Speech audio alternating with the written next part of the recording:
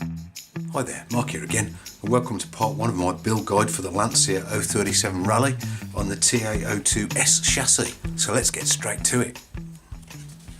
So the first thing to do is open bag A, parts bag A, and put all your bits in a box so you don't lose them, because there's quite a lot of small parts here, and we're going to be building the rear differential, which, as you can see, is all differential. And as you can see, there's quite a lot of little parts here, and we've got to make sure we get the right ones in the right place. Easy to get them mixed up, and you've also got to pay attention to the direction that some of the parts go, like these spring washers. So let's get cracking. And I strongly recommend that you do line up all the parts, check them all carefully with the list down the side, match them up over the top of the diagram, and you can't go wrong then. First thing to do is get your plastic spur gear, and you've got to get it the right way around. You'll see that the holes are smaller, like on that side, and they're a bit wider on this side, so it's this side up, and get some of the ball diff grease into those holes. So we just squeezed the grease straight into the hole from the tube. You can see it coming out the other side, so you know it's in there okay. And then you want the larger of the balls that are supplied. Helps if you've got something magnetic like this to pick it up with, and then just place them one into each of those holes.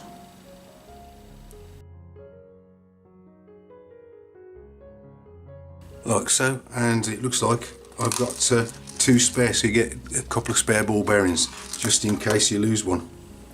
Get one of your larger thrust washers, get some grease onto this. I don't think you'll have too much grease on there, and then just pop that on the top. A bit more grease on the other side. And then you want part MA16, and that goes on the top there. There's plenty of grease popped through there, so just get the other thrust washer, pop that in. And then you want part MA15, which is like the deeper part or the bigger part. And you can already feel when you turn the one, when you press them together, that the other side moves in the other direction. And then it says get the long gearbox joint and pop that through to hold it together for now. I think this is just temporary. And then, as it shows in the diagram, you need to turn it this way up for the next step.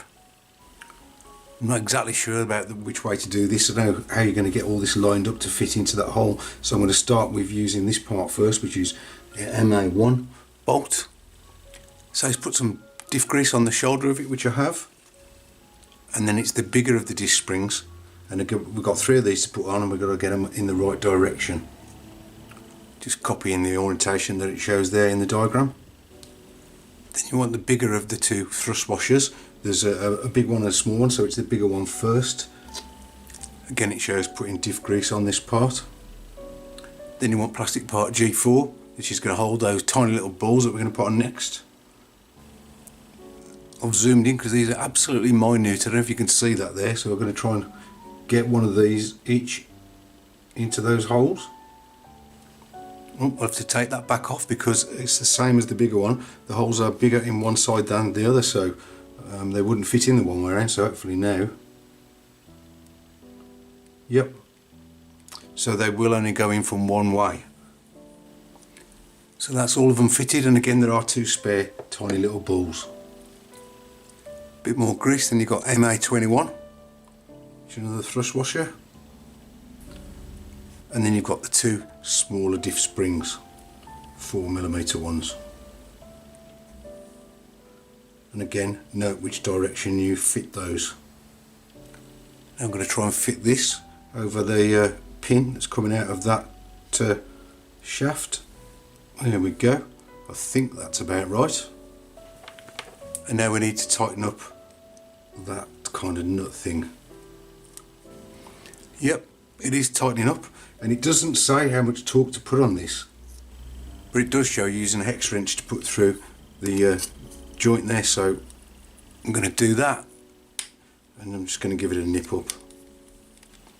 Yeah, I think that's come to the end of the threads now, so I'm not going to go too crazy, but I think that's about right.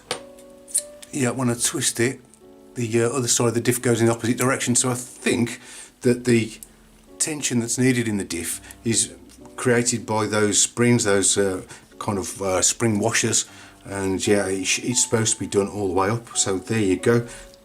And to finish this step, all you need to do is get part MA17, which is the pressure plate cap, and that just simply goes in there and the hex locates like so. Step 2 is the rear gearbox assembly, which is a lot simpler, thank goodness, than the first step. So what you need to do is get part B7, plastic part, and it shows here putting your 2 plastic bushings in. As you can see, I've put a metal bearing, one in each side there. And get your diff, make sure you get it the right way around. So that large part sticking out, you want that on the left as you're looking at it. And it just slots in like so, get some grease on there.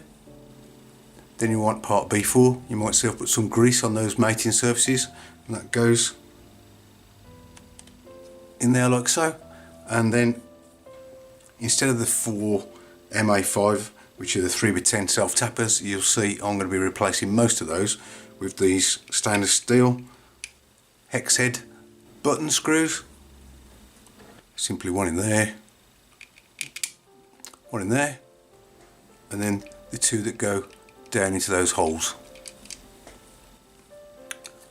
Okay, this is as simple as that. Step 3 is attaching the pinion gear, and as you can see, I'm not gone with the standard motor, I've gone for the sport tuned. Hopefully pep this one up a little bit. So the first thing we need to do is get the motor plate on. Just make sure you line it up with the holes. Then plastic part B3 is just to use to space the pinion, so you just put that in place. Get your grub screw in the pinion, line that up with the flat and just give that a nip up. Then you can get rid of that plastic part. Get part B2, and the holes in this are numbered, so it's the one right at the end there you need, which is for the 21 teeth. And you've got a 3x6 screw, one in each of those 21 T marked holes, and that's the end of that step. In step 4 we're going to attach the motor, to just make sure that you've got that piece pointing down, and then locate these 2 lugs here into the holes there in the case, like that, and then it's just a 3x10 screw in each of those 2 holes with a washer.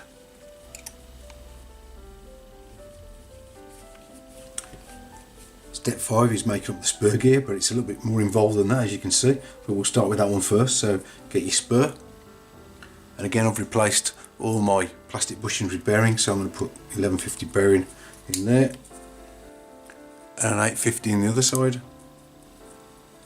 your 5x30 bar, and a G3 plastic cap, one on each end of that bar. So that's the one done. Then it's your idler gear, which is this, and an 850 in each side of that. Your 5x19 shaft goes in there, and then again it's one of those caps on either side of the bar.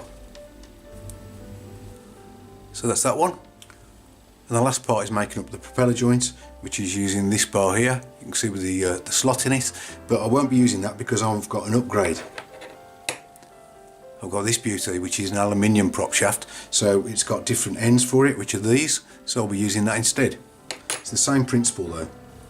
Basically your 1150 bearing goes over there, just pop on your circlip, then part G1, which is a bevel gear, goes on like that, and then it's just your 850 bearing or bushing on the end like so, and that's the end of step 5.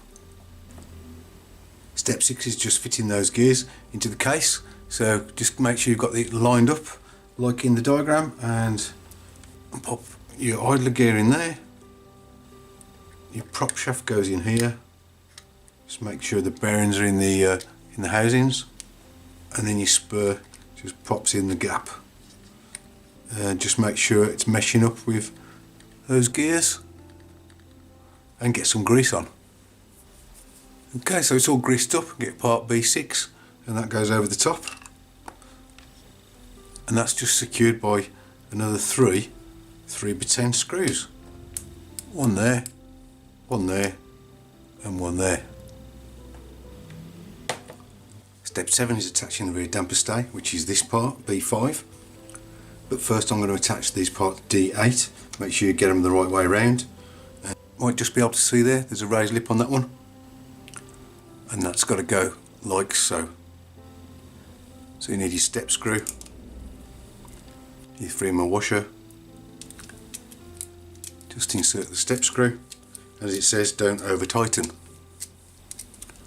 And obviously it's exactly the same for both sides. Then we're going to attach this to the rear gearbox with two 3x10 screws. Get the short gearbox joint, get some grease in that cup there, and get your little black O-ring, pop that in and just insert that into the diff.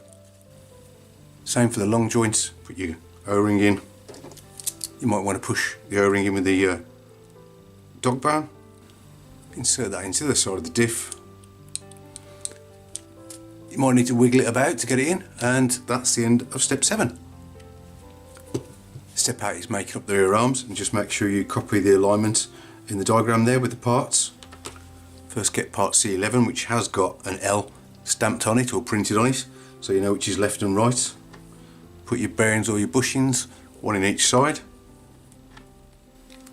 And to help push that one in, you might be able to use your wheel axle, so give that a push in. And with D11 in that alignment, just slide in your screw pin and give that a nip up. And the right hand side is exactly the same, but opposite, if you know what I mean. And they should look like this when you're finished. In step 9 we're going to attach those arms we've just made. So get the left hand side, line that up, get your longer screw pin, and I do recommend putting a bit of grease on this, not really to help lubricate in any way, but these go rusty really easily if you get any moisture on them, so just to protect against a bit of surface rust, I always put a little film on. So just push that in, give it a nip up, get your dog bone, pop that into place like that, and then we've got to attach the top arm, which could be a bit fiddly. Get a small step screw, pop that through the hole in the top arm, put your washer on, try and get that in like so, and do the screw up. Okay, and you do need quite a bit of force to do that screw, because that is hard plastic you're screwing into. So that's the one side, and obviously do exactly the same to the other. So there you go, that's where we are at the end of step 9. And as the next step, as you can see, 10 is opening bag B. I think we'll save that to part 2 of the build guide. All I can say is thanks for following along so far, and I hope to see you on the next one. Bye.